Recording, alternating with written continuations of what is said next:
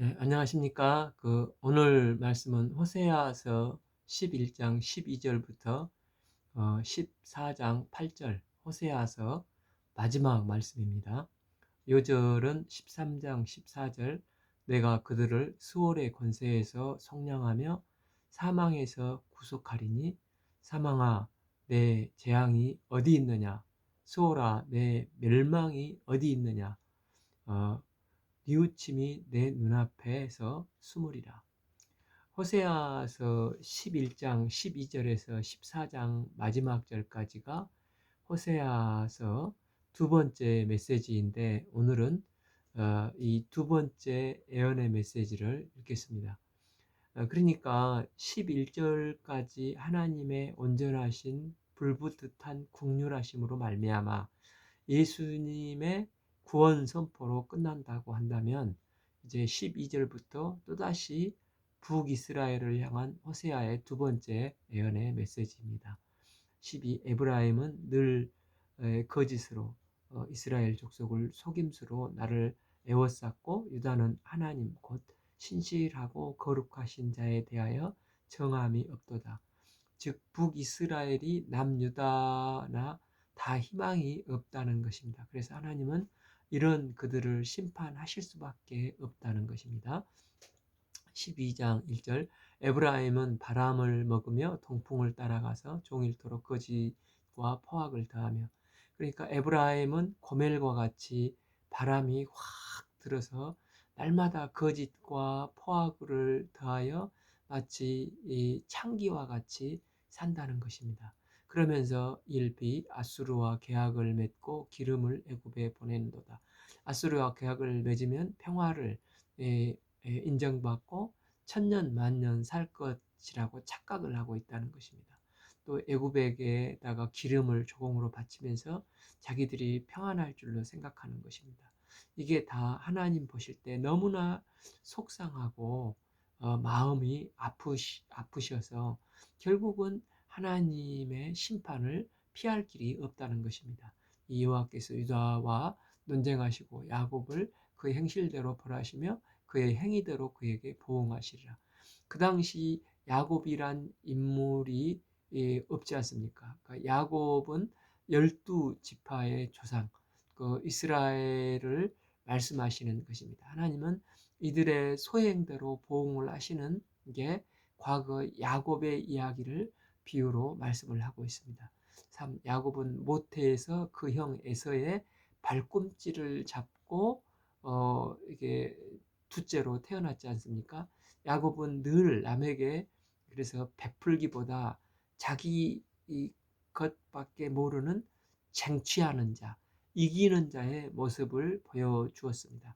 야곱은 성장하면서도 에서에게 장자의 명분마저 팔쭉 한 그릇에 사버리고, 또 축복받기 위해서 자신을 형 에서라고 해서 그 아버지를 속이는 사기꾼 같은 자였습니다. 또 힘으로는 하나님과 겨루어서, 그래서 야곱의 이름을 겨루는 자, 겨루어서 이기는 자, 욕심장이 사기꾼이라고 하는데, 그는 천사와 겨루어 이기고 울며 그에게 간구하였으며, 그는 그 압복강에서 천사와 겨루어 이기었다는 것입니다. 야곱은 한번 그 마음에 필이 꽂혀 쟁취해야 되겠다 이렇게 쥐어잡기 시작하면은 뭐든지 정치를 하는 사람이었습니다. 이 바단 아람으로 가서도 사랑하는 라헬을 얻기 위해서 7년을 무봇으로 봉사를 했습니다. 또 그런데 나는 놈 위에 붙어 다니는 놈이 있다고 하지 않습니까? 그 붙어 다니는 놈 라반에게 속아서 무려 14년을 노력을 해서 결국은 라헬과 결혼을, 사랑을 정치를 하는 것입니다.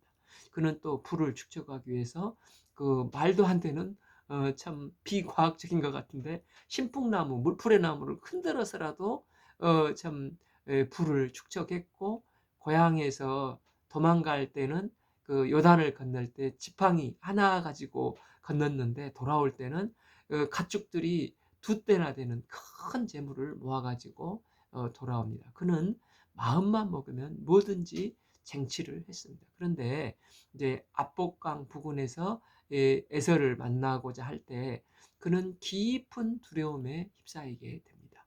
형을 20년 전에 속인 이 죄 문제만큼은 20년이 지나도 그의 마음 가운데 확 다시 살아나서 그 두려움에 떠는 것입니다.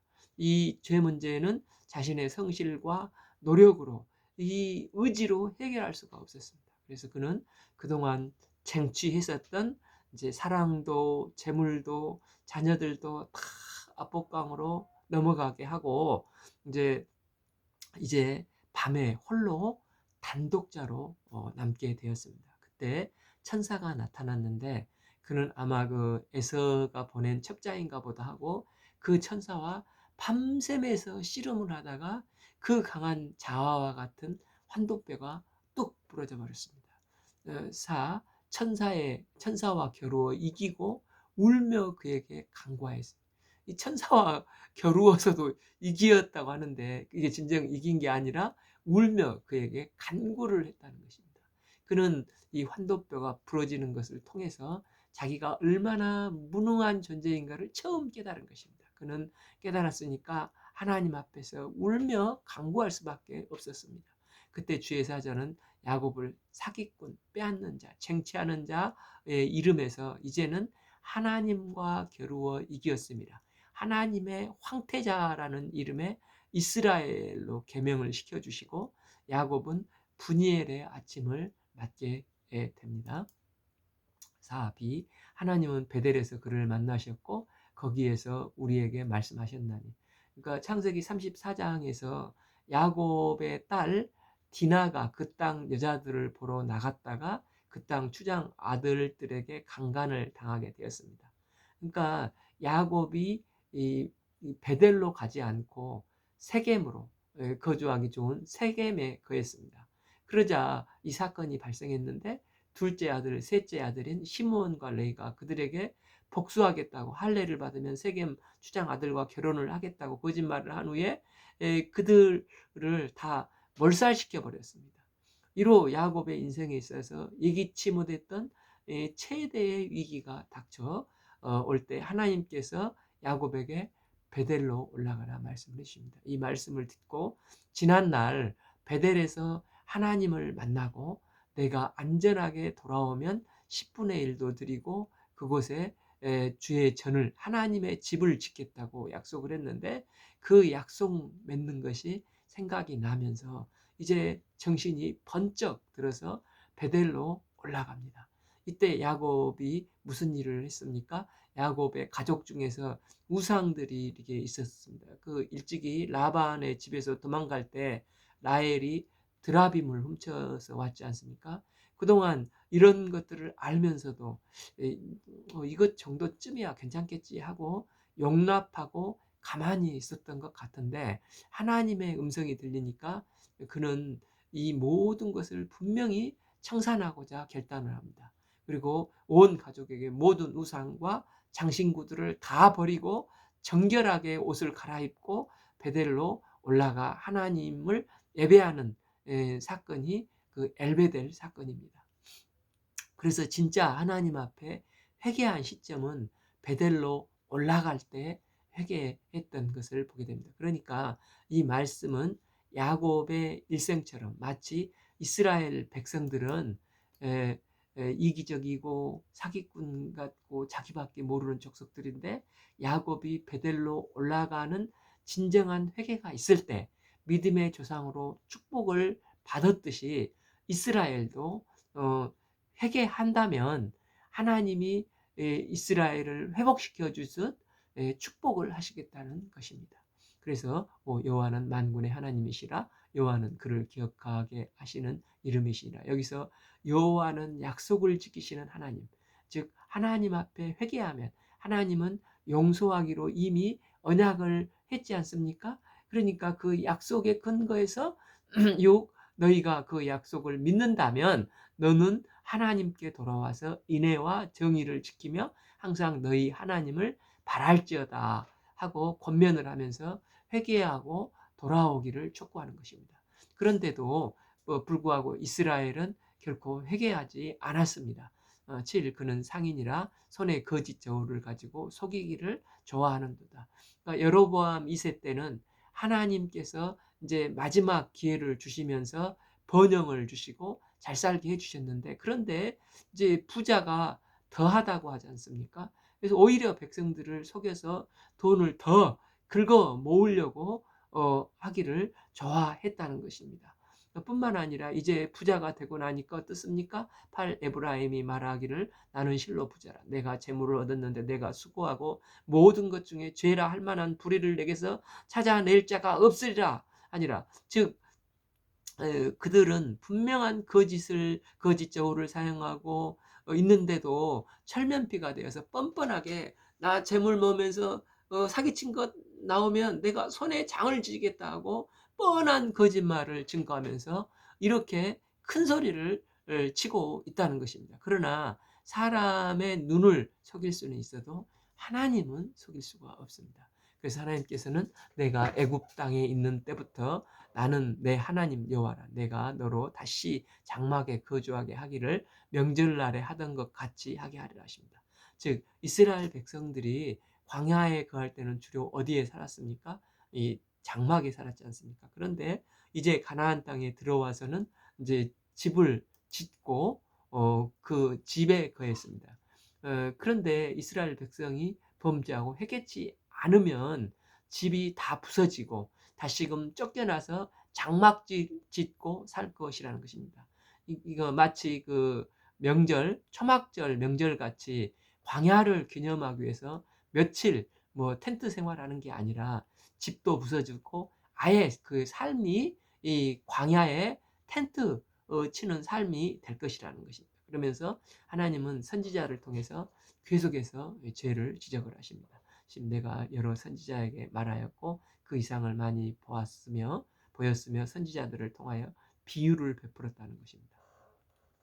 그 당시 북이스라엘은 그 호세아 선지자, 요나 선지자, 암모스 선지자가 사역을 했고, 또 그 동시대의 남유다에서는 그 이사야, 미가 선지자가 사역을 한 아주 영적 부흥기로, 마치 그 제가 학교 다닐 때 그래도 지금 봐보면은 그 각 선교 단체들끼리 아주 경쟁적으로 캠퍼스에 복음을 증거했고, 또 한국 최대의 영적 부흥기가 아니었나 싶은데, 그때 참 이 존경하는 그런 옥하는 목사님, 하영조, 정필도, 홍정길, 조용기, 이동원, 나겸일, 이런 든든한 복음주의적인 주의 종들이 끊임없이 말씀을 막 선포하고 이렇게 하셨지 않습니까?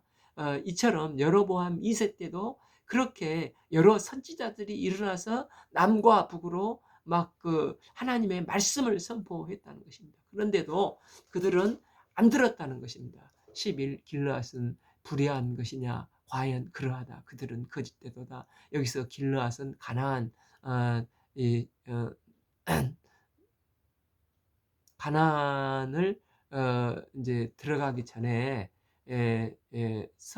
그 요단 저쪽에 먼저 땅을 분배받은 그 지파가 므낫세, 갓지파, 르우벤, 이게 지파가 있지 않습니까? 그들을 이제 길르앗이라고 하는데, 그들도 타락했다는 것입니다. 11b. 길르앗에서는 무리가 수송아지를 제사로 드리며 하나님의 마음을 아프게 하고 하나님의 눈을 피눈물 나게 해서 결국은 그 제단을 밭이랑에 쌓인 돌무더기 같이 심판하시겠다는 것입니다. 그래서 옛적에 야곱이 축복을 얻기 위해서 인간적인 수단과 방법을 가리지 않고 인간적인 방법을 동원했지 않습니까? 그래서 그 결과가 어땠습니까? 12. 야곱이 아람의 밧단 아람의 들로 도망하였습니다. 또 거기서도 하나님의 영광을 위해서 살았습니까? 그는 먹든지 마시든지 무엇을 하든지 나이를 얻기 위해서 14년 동안 무엇으로 일을 했지 않습니까? 12b. 이스라엘이 아내를 얻기 위해서 사람을 섬기며 아내를 얻기 위해서 양을 쫓고, 또 야곱이 라헬을 얻고 나서 하나님을 위해서 산 것이 아니라 양을 많이 얻기 위해서 살았다는 것입니다. 그럼에도 불구하고 하나님은 이런 야곱을 감당하시고 축복하셔서 두 때가 되는 거부가 되게 하셨습니다. 이처럼 13 여호와께서 한 선지자로 이스라엘을 애굽에서 인도하여 내셨고 이스라엘이 한 선지자로 보호를 받았거늘 즉 여기서 한 선지자는 이 모세를 일컫는데 모세 같은 선지자로 이스라엘을 인도하여 내시고 그 후에 여러 선지자들을 통해서 저를 보호하셨는데도 이스라엘은 끝까지 회개치 않고 하나님을 경노케 하셨다는 것입니다. 14 에브라임이 경노케 함이 극심하였으니 그러니 그의 주께서 그의 피로 그의 위에 머물러 있게 하시며 그의 수치를 그에게 돌릴지라 심판을 당하게 하실 수밖에 없다는 것입니다. 이제 그 13장은 마지막 심판, 14장은 구원에 대한 말씀을 하시면서 호세아서의 이제 두 번째 메시지를 마무리하고 있습니다. 여로보암 2세 때 번영의 때에 에브라임이 말하면 사람들이 떨었다는 것입니다. 제가 그 가구회사에 다닐 때 처음에 제가 그 지사장이었기 때문에 저의 이제 운전기사가 있었습니다. 그래서 아주 그는 성실해서 예를 들어서 한국에서 온 샘플을 찾아오라고 하면은 이 회관에서 밤새 그 새벽 5시까지 기다렸다가 물건을 제일 먼저 꺼내온 친구였습니다. 그런데 마음은 참 착하고 충성스러운데 그 풍기는 이미지가 이 덩치도 크고 인상이 마치 이 조폭 같았습니다.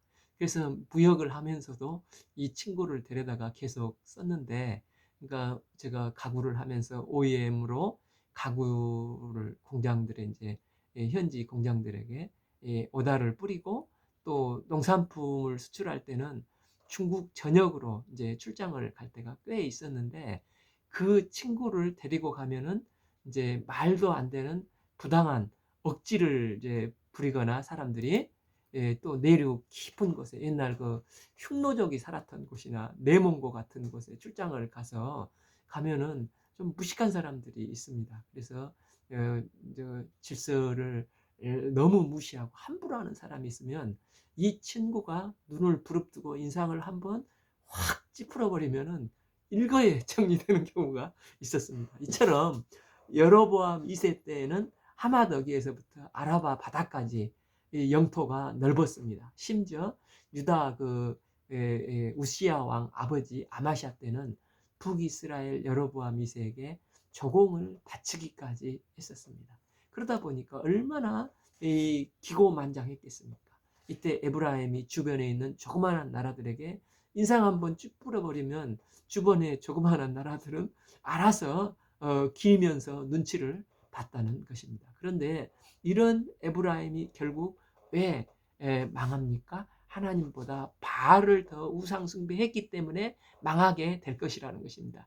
일비 그가 이스라엘 중에서 자기를 높이더니 바알로 말미암아 범죄함으로 망하였거늘 이제는 그들은 더욱 범죄하여 은으로 자기를 위하여 우상을 부어 만들되 자기의 정교함을 따라 우상을 만들었으며 그것은 다 은장색이 만든 것이거늘 그들은 그것에 대하여 말하기를 제사를 드리는 자는 송아지와 입을 맞출 것이라 하도다. 이렇게 우상 숭배해서 결국 이스라엘은 거들나고 철저하게 망하게 될 것이라는 것입니다. 그리고 또 저희는 뭐 같다는 것입니까? 3. 그러므로 그들은 아침 구름같이 쉬 사라지는 이슬 같으며 우리가 지난 그 6장을 읽으면서 이스라엘 백성이 뭔가 하나님의 징계를 받으면 우리가 회개해야 되겠다 해가지고 오라 우리가 여호와께 돌아가자 여호와를 알자 힘써 여호와를 알자 이렇게 하지 않았었습니까? 그런데 그 뒷부분에 보면은 이를 어쩔꼬 너희들은 쉼없이 아침 안개와 같고 이슬과 같지 않다 이슬과 같지 않느냐 하지 않습니까? 이스라엘이 화덕과 같이 벌겋게 죄 짓는데 달궈져 있다가 가끔 회개의 모습을 보이고 제정신이 드는 것 같지만 말할 때뿐이고 성전 문만 나가면 언제 그렇느냐 하고 마치 아침 안개가 해가 뜨면 구름이 사라지듯 또 영롱한 아침 이슬이 빛이 나면 사라지듯 했다는 것입니다.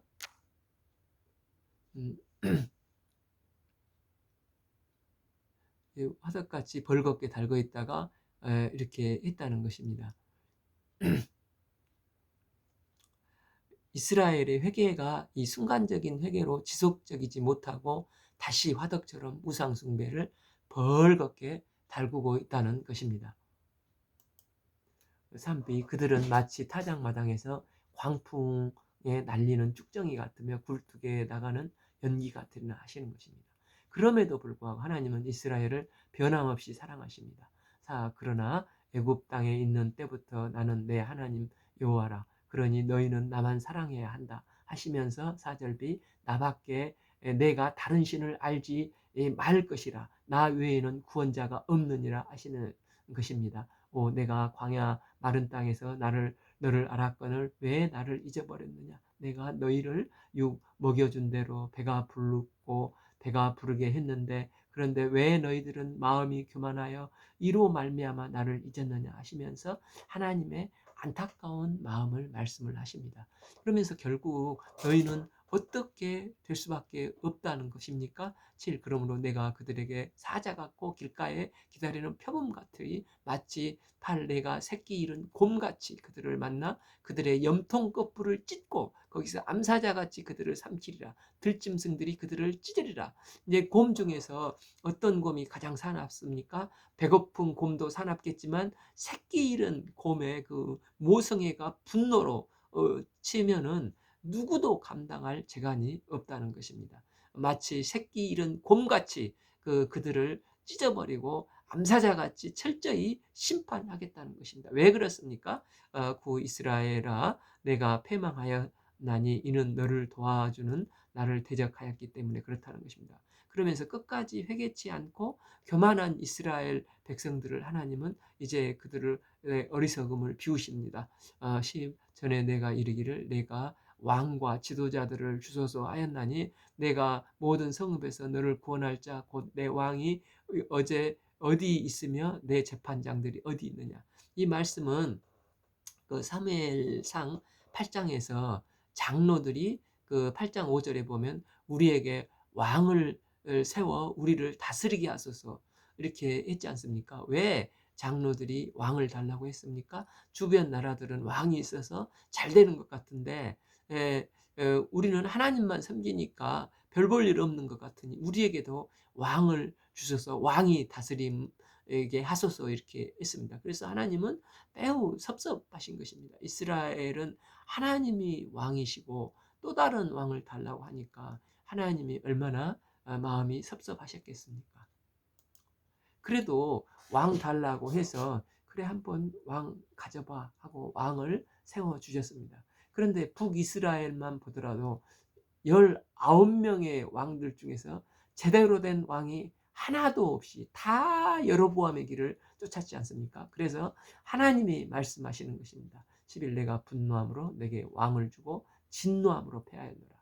너희들이 원하는 대로 왕을 줬는데 왕이란 존재들이 다 어떻게 됐냐? 너희에게 구원을 가져다 줬냐? 너희에게 행복을 가져다 줬냐? 하나같이 아니지 않냐? 지금 그렇게 하나님은 그들을 비판하고 있는 것입니다. 그러면서 12 에브라임의 불의가 봉합되었고 그 죄가 저장되었나니 하나님은 이스라엘의 죄 짓는 것을 다 컴퓨터 메모리에 기억하듯이 다 기억을 하시고 이 보물상자 같은 데다가 죄 지은 목록을 다 집어넣어서 봉합해서 저장을 해 놓으셨다는 것입니다. 때가 되면 그 제목을 딱 까발려서 이스라엘의 죄가 낱낱이 드러나게 되고 하나님은 그 죄에 따라서 심판을 하시겠다는 것입니다. 그래서 13 마치 해산하는 여인이 애를 낳을 때가 되면 애를 낳는 고통을 피할 수 없는 것처럼 그때는 하나님이 누구도 예외 없이 심판하실 것이라는 것입니다. 그러면서 하나님께서 이제 새로운 이야기를 하십니다. 내가 그들을 이렇게 심판하지만 어디에서 속량을 하겠다고 말씀을 하십니까? 내가 그들을 수월 즉 음부의 권세에서 속량하며 사망에서 구속할 것이라는 것입니다. 즉 저희들은 심판하시기는 하지만 어디에서 구속을 하십니까? 사망에서 구속한다는 것입니다. 여기에서 음부와 사망에서 구속하실 수 있는 하나님의 히든 카드가 무엇이겠습니까? 즉 약속하신 메시아 되신 예수님의 그 십자가와 부활을 말씀하십니다. 그때가 되면 어떤 일이 벌어집니까? 14b 사망아 내 재앙이 어디 있느냐, 스오라 내 멸망이 어디 있느냐. 이 말씀은 어디서 우리가 많이 본 말씀이지 않습니까? 고린도전서 15장 부활장에서 55절 사망아 너의 승리가 어디 있느냐, 사망아 내가 쏘는 것이 어디 있느냐. 예수 그리스도의 부활로 말미암아 사망 권세, 음부의 권세는 철저히 깨뜨려진 것입니다. 비록 우리가 죄로 인해서 심판을 받을 수 밖에 없지만은 음부와 사망이 우리를 붙들어 둘 수 없다는 것입니다. 왜냐하면 예수 그리스도가 부활의 첫 열매가 되심으로 말미암아 우리가 죽기는 죽지만 거기에서 회복이 되고 우리는 지옥으로 가지 않고 하나님 나라로 가게 된다는 것입니다. 그리고 14c 뉘우침이 내 눈앞에서 스무리라. 이 뉘우침은 하나님의 한탄을 말씀하고 있습니다. 끝까지 회개치 않는 백성을 보시면서 하나님은 탄식하고 한탄을 하시는데 하나님의 눈앞 목전에서 숨으신다는 것입니다. 무엇 때문에 숨으시겠습니까? 그리스도의 십자가와 보혈 때문에 그 피로 뒤에 숨으시는 것입니다. 그래서 로마서 3장 25절에서 예수를 하나님이 그 피로서 믿음으로 말미암아 맘는 화목제물로 세우셨으니 이는 하나님께서 길이 참으시는 중에 전에 지은 죄를 간과하심으로 자기 의로우심을 나타내려 하심이라. 26 곧 그때 자기의 의로우심을 나타내사 자기도 의로우시며 또한 예수 믿는 자를 의롭게 하려 하심이라는 것입니다. 그러니까 하나님의 놀라운 구속의 계획을 지금 호세아에게 암시적으로 툭 지시를 하시는 것입니다. 물론 1차적으로 이스라엘 백성들은 심판을 받을 수밖에 없습니다. 15 그가 비록 형제 중에서 결실하나 동풍이 오리니 곧 광야에서 일어나는 여호와의 바람이라 그의 근원이 마르고 그의 샘이 마르고 그 싹시 둔 모든 보배의 질그릇이 약탈되리라. 즉 동쪽에서 쳐들어오는 아수르에게 이제 이스라엘은 약탈될 수밖에 없다는 것입니다. 그래서 16 사마리아가 그들의 하나님을 배반하였으므로 형벌을 당하여 칼에 엎드려질 것이요 그 어린 아이는 부서뜨려지며 아이벤 여인은 배가 갈라지리라. 즉 그래서 누구나 철저히 심판을 받을 수밖에 없다는 것입니다.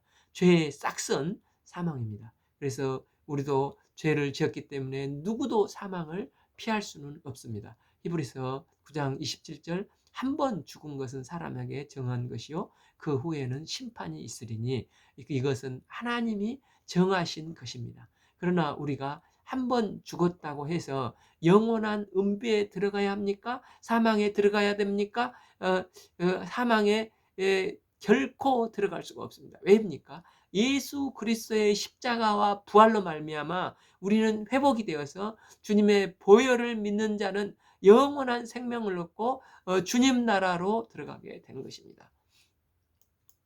아담의 범죄로 인생은 죄와 사망 아래 놓이게 되었습니다. 아담은 아벨이 태어났을 때 이제 그 아담으로부터 이제 죄와 죽음이 들어왔지 않습니까? 그래서 죽음을 생각하면 허무라고 이름을 지을 수밖에 없었던 것 같습니다. 그러나 약속된 예수님이 오셨습니다. 이 예수님이 이 땅에 오신 이유는 요한복음 10장 11절 양으로 생명을 얻고 더 풍성히 얻게 하려 하심이라. 주 안에서 그를 믿는 자는 영원한 생명을 얻어 온전히 회복되어지는 것입니다. 그러면서 이제 14장은 음부의 권세로부터 해방받을 자, 사망 권세로부터 해방받을 자, 어떤 자가 해당되냐고 하면은 회개하고 그를 믿는 자에게만 해당된다는 것입니다. 회개하고 주의 보혈을 믿는 자는 구원을 받고 영원한 생명을 얻어 그 축복을 받을 수 있습니다. 만약에 회개치 않으면 한 번 죽고 그 위에는 심판이 있는 것입니다. 영원한 형벌을 받는 것입니다. 그러나 회개하면 주의 은혜로 구원을 받아 육신은 죽어도 낙원에 있다가 주님께서 재림하신 그날에 부활의 신령한 몸으로 영원히 주님과 함께 해처럼 밝게 우리는 살게 됩니다. 그래서 믿는 자는 음부의 권세와 사망이 쏘는 것과 전혀 관계가 없게 되는 것입니다. 그래서 하나님은 뭐라고 말씀하십니까? 이스라엘아 내 하나님 여호와께 돌아오라. 내가 불의함으로 말미암아 엎어졌느니라. 그렇지만 너는 말씀을 가지고 여호와께 돌아오라. 모든 불의를 제기하고 선한 발을 받으소서. 우리가 송아지를 대신하여 입술의 열매를 주께 드리이다. 3. 우리가 앗수르의 구원을 의지하지 아니하며 말을 타지 아니하며 다시는 우리의 손으로 만든 것을 향하여 너희는 우리의 신이라 하지 아니하며 이는 고아가 주로 말미암아 긍휼을 얻음이니이다 할지니라. 이렇게 죄를 고백하고 회개하고 돌아오면 하나님은 모든 불의를 제하시고 성도의 모든 것을 예수님의 보혈의 피로 깨끗게 해주실 거라는 것입니다. 또한 그렇게 할 때 내가 그들의 반역을 그치고 기쁘고 그들을 사랑하리니 나의 진노가 그에게서 떠났음이니라. 계속해서 하나님은 이렇게 회개한 백성들에게 어떻게 하시겠다는 것입니까? 내가 이스라엘에게 이슬과 같이 해주겠다는 것입니다. 또 그가 백합화 같이 피겠고 레바논 백향목 같이 뿌리가 박힐 것이라는 것입니다. 또한 그들의 가지는 펴지며 그들의 아름다움은 감람나무 같고 그의 향기는 레바논 백향목 같으리니 7.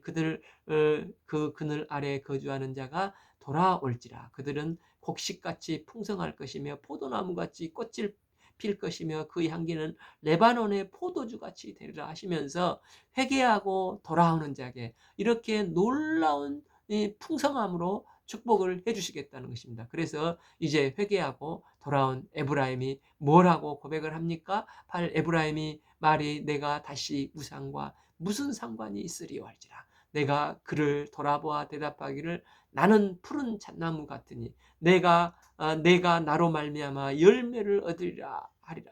즉 이제는 정말 하나님만 섬기겠다고 돌아온 에브라임이 하나님으로 말미암아 열매를 맺게 되었다고 고백을 하는 것입니다. 마지막 9절은 이 호세아서의 편집 후기라고 할 수가 있습니다.